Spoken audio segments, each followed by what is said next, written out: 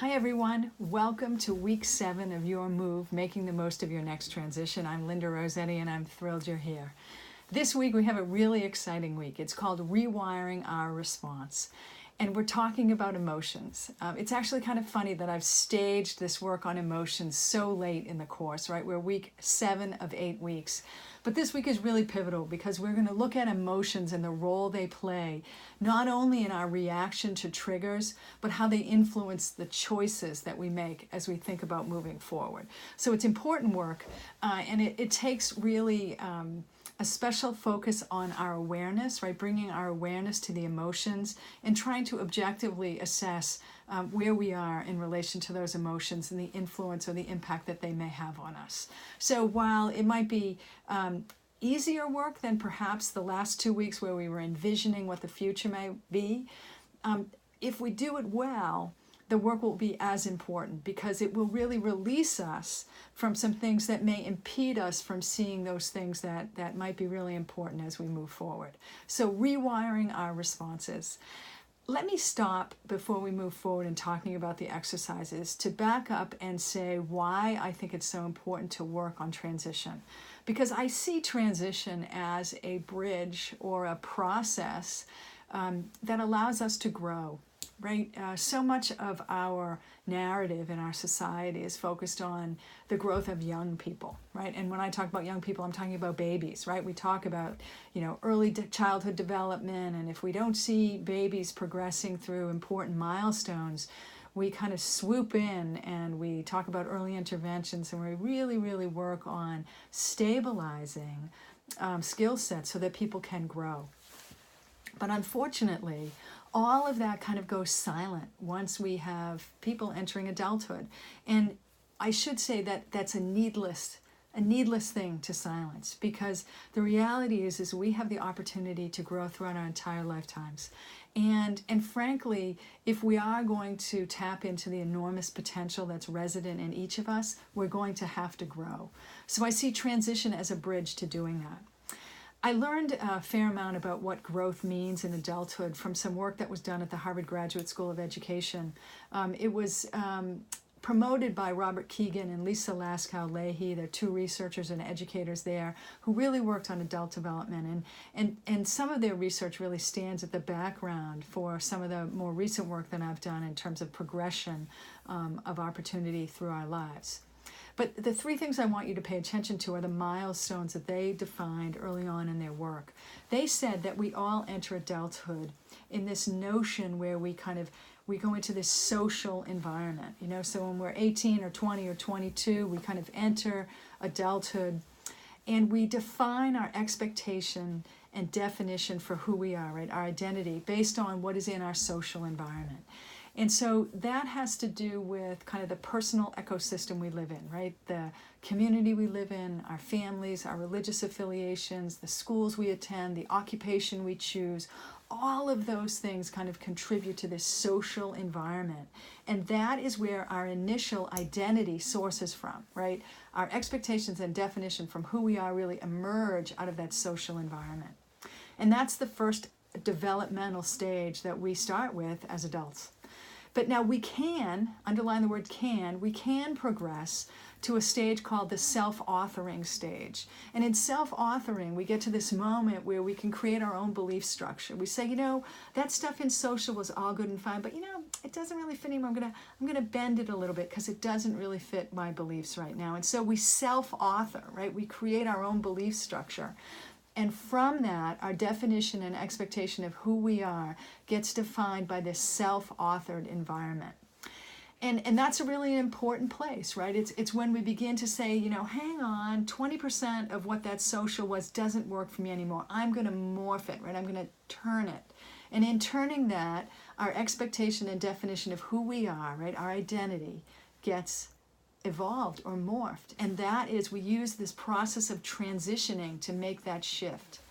We can continue throughout adulthood, and the final stage that Keegan and Laskow-Lahey articulated was this stage called the self-transforming stage. And I think of this as kind of like a transcendental stage, right? It is a stage where our expectation and definition for who we are is derived not only from our own self-authored nature, but from a recognition that everyone on the planet has an opportunity to self-author, and that I don't have to be, kind of advocating my position over yours. There's kind of a harmony in that all positions have benefits, and that we can define our expectation and definition of who we are based off the goodness that emerges from that harmony of all sorts of profiles kind of being present in nature and on the planet.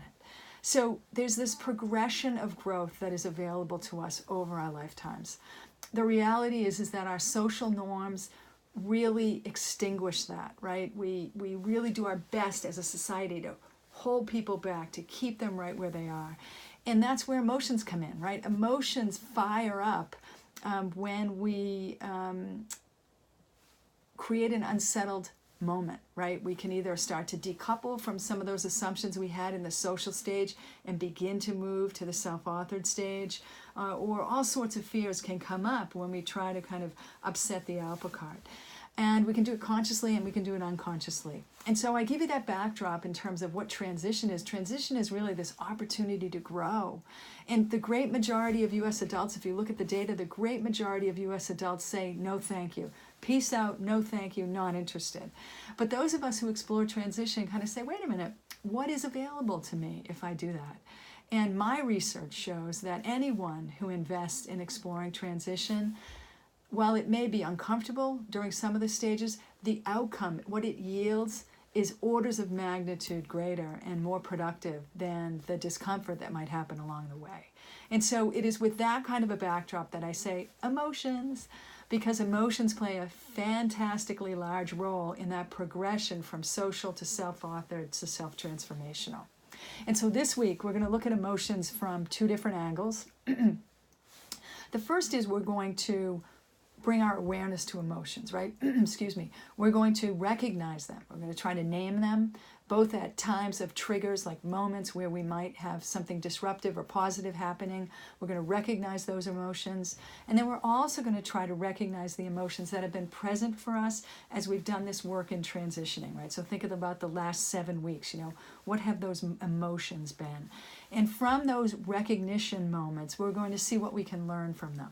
And so there's some exercises, part of exercise 1, there's some questions to help you try to dig underneath the presence of these emotions. Whether they're good or bad is irrelevant, and I hate to even say good or bad, it's so binary. I'm a techie, even though I'm a techie, I don't like that, right? We're going to bring our awareness to the emotions, recognize them, and see if there's something, in fact, that we can learn by their very presence. So that's exercise number 1. The second exercise, we're going to move into this technique called externalization. And what externalization tries to do is it tries to help us slow down our response to the emotions. And in slowing it down, it helps us be able to pivot our thinking about what that emotion might be. I had a colleague and friend who worked with me for many years, and we used to deal with all sorts of drama from clients. I mean, just bombs would go off all the time about client needs. And one day she said to me, Linda, what if we did nothing for 24 hours? We're going to do nothing. We're not going to respond, nothing. And we'll see how it goes, right? And I think that is a great illustration of what this exercise, the second exercise, is trying to help us do, right? It's trying to help us recognize the emotion and then see if we can't distance ourselves from the emotion. And in that distancing, see if we can be more objective of what that emotion is and what it's trying to tell us. And the externalization technique is simply that. It's trying to say, instead of the emotion kind of all consuming us, let's see if we can bring it outside of ourselves. And in creating a distance between us and the emotion, can we learn something new?